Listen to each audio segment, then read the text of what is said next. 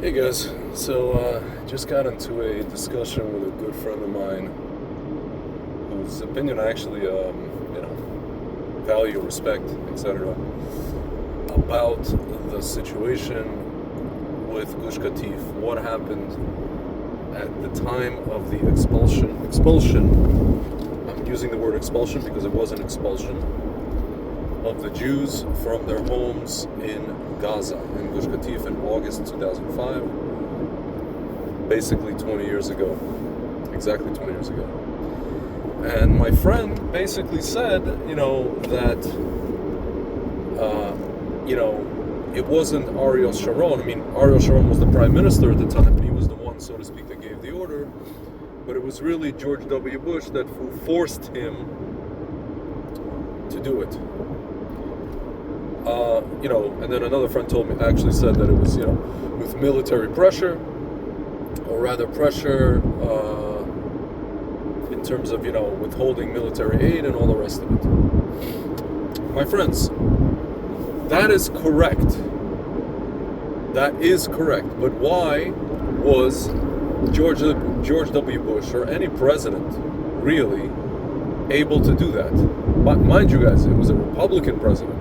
Shortly after the whole thing with Oslo, again, we have to understand the context, right? Shortly after all that stuff fell apart, shortly after there was a second intifada, a bombing of the Sparrow Pizzeria in 2001, shortly after 9/11, shortly things happened in America and in Israel. All kinds of terror attacks, etc., etc. After that, still, the U.S. State Department, Bush, maybe I think it was more Dick Cheney and other people in the administration were able to press Israel into agreeing to this calamity, basically this calamity.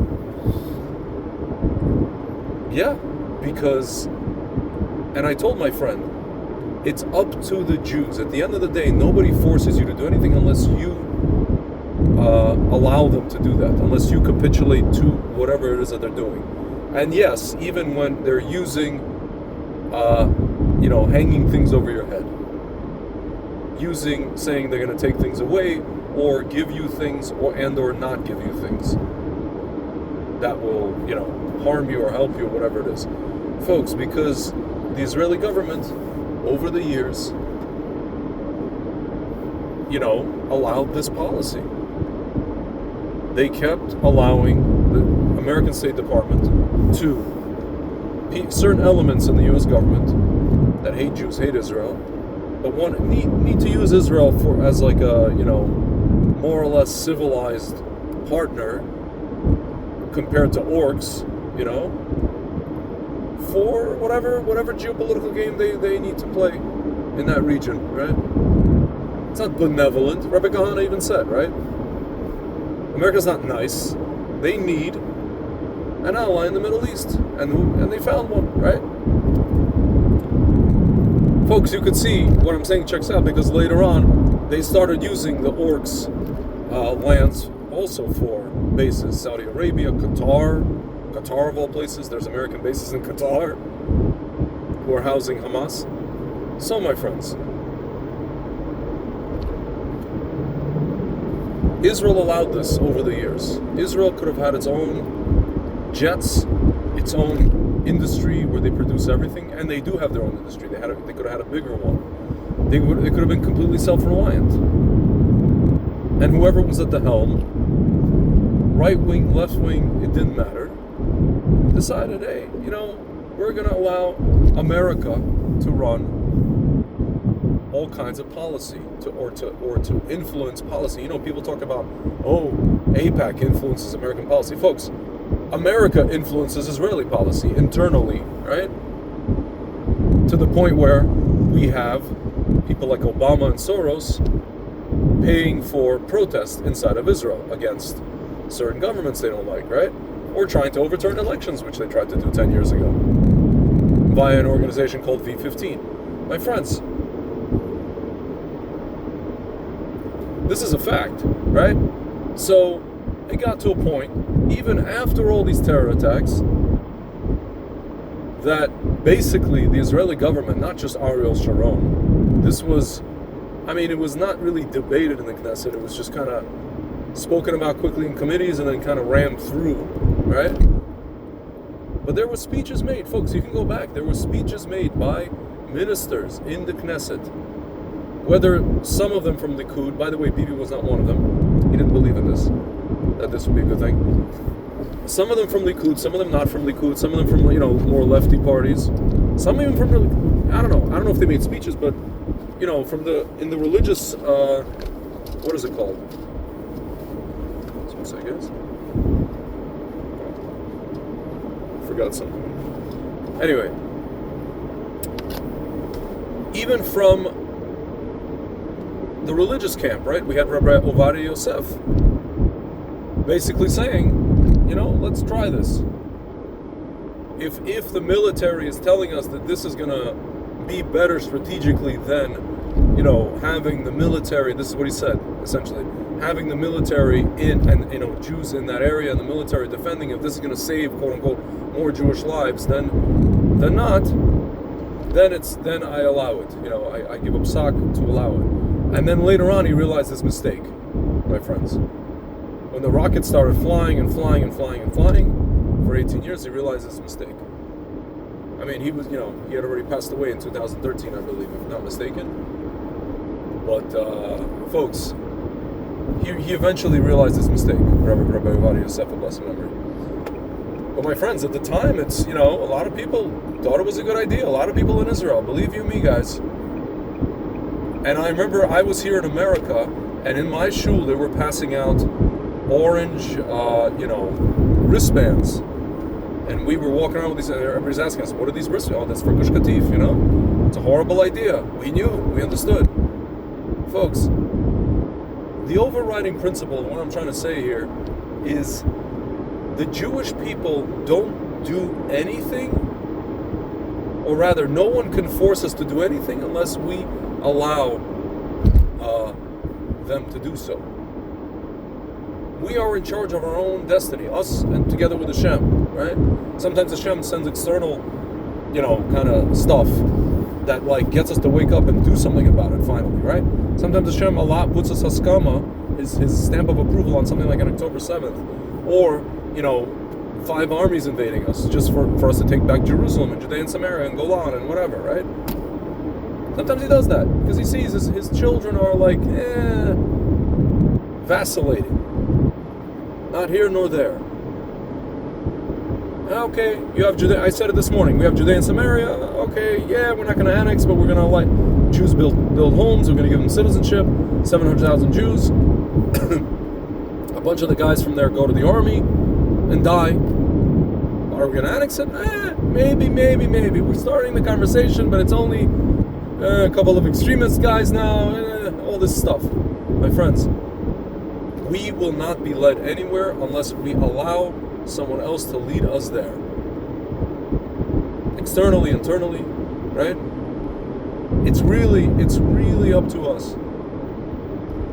Even now, you see, right? With this whole we might annex a certain buffer zone in Gaza or start the process of annexing Gaza, at least militarily, with the approval of Donald J. Trump. Folks, I have nothing against President Trump, but why the hell do we need his approval? Or anybody's approval to annex our land? Folks, he's literally forcing Israel to do things on their own. He said, wrap it up, and if you don't wrap it up, I'm going to wrap it up for you.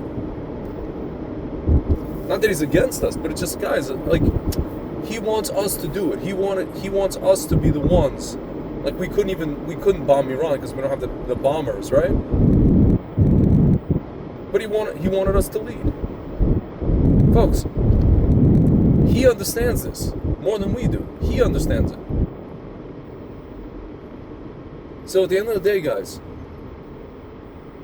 if you look at what was going on in Gush Katif, if you look at the clips, if you look at movies, documentaries, you will not see an American official down there in August 2005. Who will you see? You will see people with kippot on their heads, with kippas on their heads, supposedly religious people. you will see rabbis trying to convince their own people, either rabbis who were living down there or rabbis from, outside of Gaza, from a different part of Israel, coming down there and saying, God, ladies and gentlemen, Hevra, we have to leave.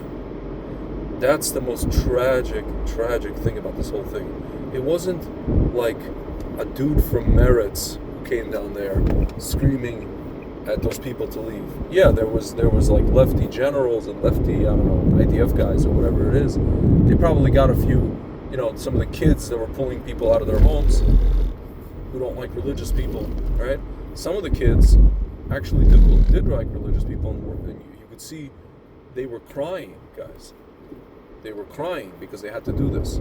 They were like standing. There's a girl or even a boy, a religious boy standing in front of them, davening and praying, and the cop is looking at them crying, or the army person, the young person who was instructed to go pull them out of their homes, is crying, and then they're hugging and saying, "I'm sorry, slicha, slicha, slicha, forgive me,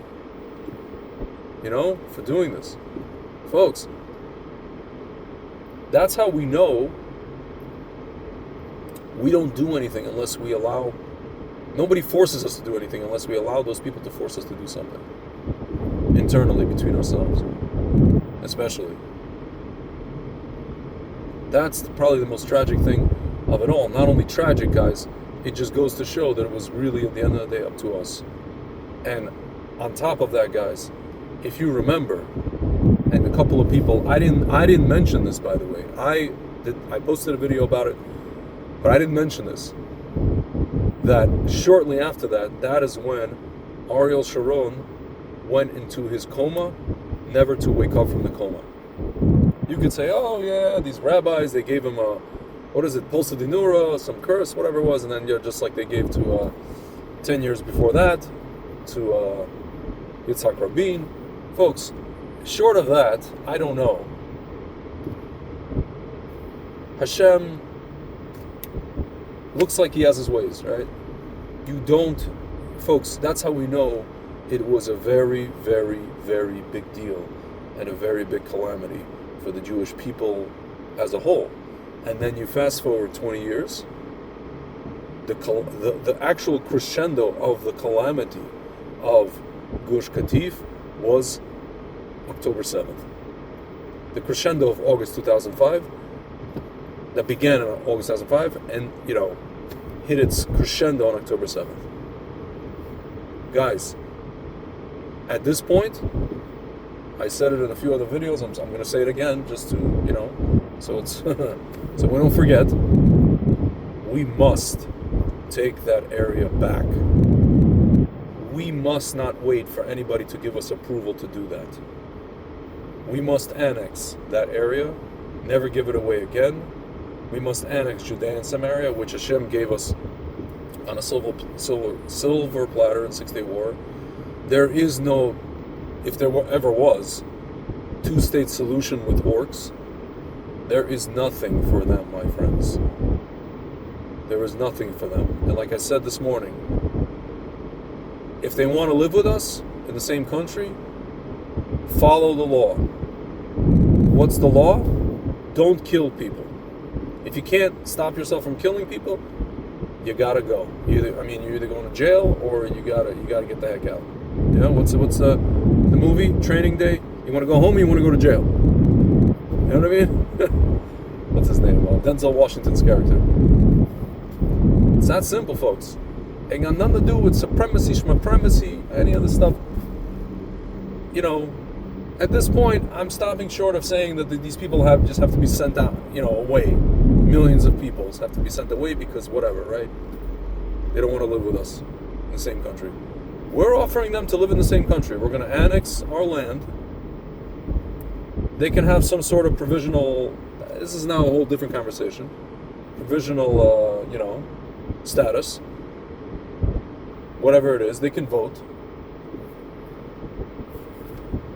My friends, it's just that simple. Like any other country, you want to live with us? Or if you're like some kind of a minority, you want to live? Here, follow the law. Don't kill people. Don't run them over with cars on the side of the road. Don't stab them. Don't bomb their pizzerias. Don't try to stab them in supermarkets.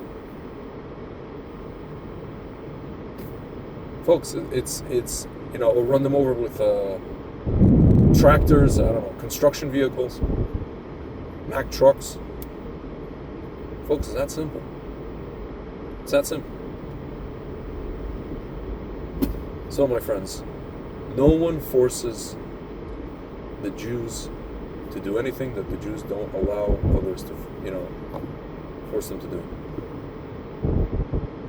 In the words of the coach from Notre Dame, you guys have seen the movie Rudy, no one comes to our house and pushes us around. No one. That's it, guys. It's really up to us. Especially what's going to happen in Gaza. Peace.